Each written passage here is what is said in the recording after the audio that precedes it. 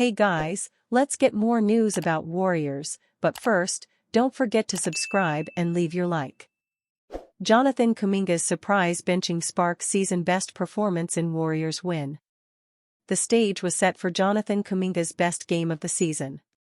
Not only were Andrew Wiggins and DeAnthony Melton out for the first leg of the Golden State Warriors' home back-to-back against the New Orleans Pelicans, but Stephen Curry was joining them on the Chase Center sidelines, leaving Steve Kerr's team bereft of dynamic scorers and ball handlers despite its exceptional depth. What better way for Kuminga to shake off his obvious early-season funk than the utmost necessity? When the Warriors submitted their starting lineup before tip-off of Tuesday's game, though, Curry and Wiggins weren't the only regulars missing. Kuminga's name was conspicuously absent, too, with Kerr opting for Moses Moody at small forward instead. It was easy to jump to conclusions from there. Kuminga didn't get the massive rookie contract extension that would have cemented him as a Warriors fixture before the October 21 deadline. His play over the season's first 3 games as a full-time starter on the wing were at best uneven, and at worst actively damaging. Suddenly benched with the Dubs down their top 2 scorers, latent friction between he and Kerr seemed bound to resurface. Apparently, no one told the 22-year-old of those palpably fraught circumstances. After playing an indispensable role in the shorthanded Warriors' 124-106 comeback victory over the Pelicans, Kuminga, just like he did concerning failed extension talks, downplayed the significance of his eyebrow-raising shift to the bench. It's just the game of basketball. At the end of the day, we always gotta stay professional, he told Zena Keita of NBC Sports Bay Area.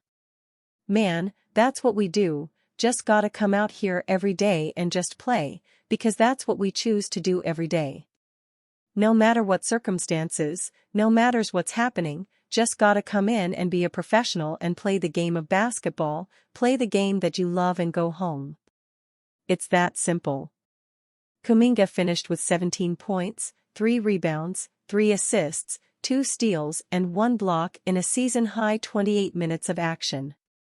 He got off to another rough start on Tuesday, unable to contain Brandon Ingram defensively and struggling to carve out space to operate on the other end amid lineups that lacked high-level shooting.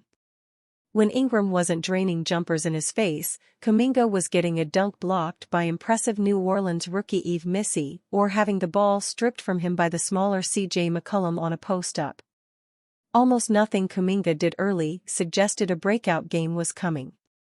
His personnel-specific demotion from the starting 5 and continued underwhelming play seemed like an inevitable tipping point player and team would be forced to address on the post-game podium. But the light bulb came on for Kuminga midway through the second quarter, as Golden State fought tooth and nail to recover from a 20-point hole. The Dubs' aggressive, handsy defense allowed Kuminga to get loose in the open floor, decisiveness attacking downhill with and without the ball that extended to the half-court. The Dubs took complete control after halftime, coming alive on offense as New Orleans, already playing without the injured DeJounte Murray and Trey Murphy 3 before Herb Jones left for good early in the third quarter, wilted under the relentless pressure they applied defensively. We all just came out here with one mindset, just putting pressure on defense, Kuminga said of Golden State's second-half performance. Draymond Green said that as long as we put pressure on defense the offense will be easy, so that's what we just came out here and did. There were many moments in that dominant third quarter when Kuminga flashed his budding skill with the ball. A smooth pull-up 3 from the left wing as the Pelicans miscommunicated a switch was encouraging, and Kuminga's slick backdoor bounce pass to a cutting Lindy Waters 3 in traffic provided more hope that he'll soon grow comfortable playing on the perimeter. But any member of Dub Nation watching from the friendly confines of Chase Center or couches and bars across the globe knows exactly which sequence from Tuesday's game portends his future stardom most. A lefty touch finish past Missi, coupled with a backline block at the rim, was reason for celebration enough. Coupled with Kuminga's subsequent transition push and late lob pass to Tracy Jackson-Davis, they makes this 3-possession highlight perhaps the most encouraging stint of his career. That's the version of Kuminga who deserves the max-level money he wanted from the Warriors in an extension.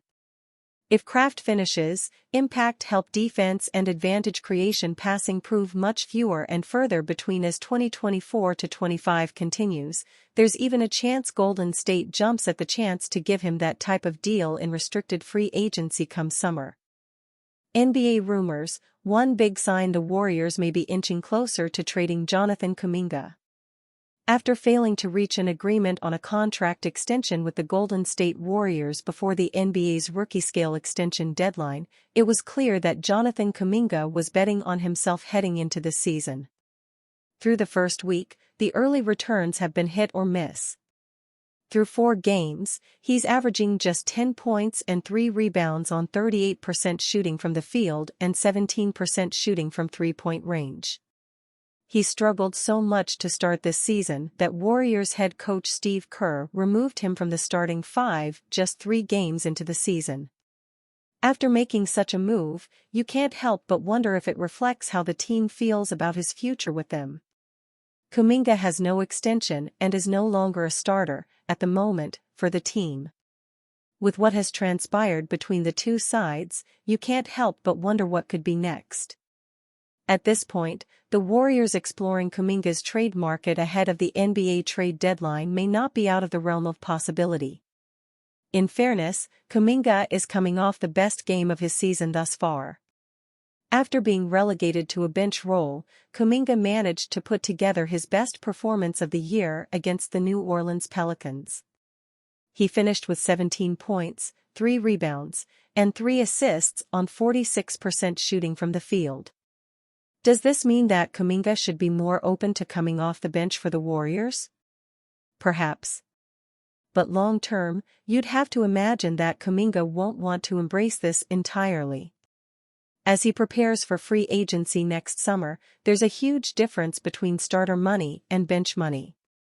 And if Kuminga wants to cash in on a big contract next offseason, proving that he can be a consistent start is an easy path toward that.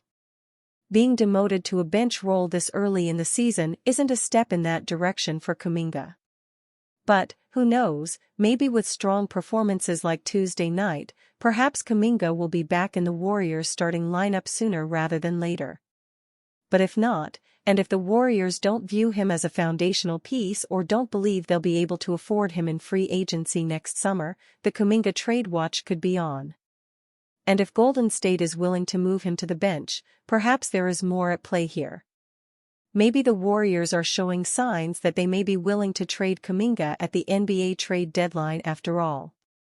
Warriors are betting favorites to sign Jazz veteran if he is traded. The Warriors entered the 2024-25 NBA season after having one of the worst offseasons in recent history, as the team was determined to make a significant move in free agency or with a trade, but achieved neither. In addition to failing in free agency and the trade market, the team made some questionable moves that were heavily criticized. While there has been a lot of negative attention on the Warriors over the summer, the team has started the season much better than expected, with the Warriors recently coming off their first loss late in the fourth quarter on Monday night. Despite playing better than expected right now, the consensus seems to be that the Warriors will make a change if they can make a significant improvement, especially in the frontcourt, which makes them favorites to sign Utah Jazz center Walker Kessler. According to Bovada via NBA Central, the Warriors were looking for the ideal center to play alongside the star, but were unable to find him. However, if they can convince the Jazz to part with Kessler, the Warriors would bring in a potential game-changing player and could gain prominence as a much better team in the Western Conference with title-contending aspirations this season. And you, fan? What do you think of the situation of Walker Kessler? Leave your opinion in the comments.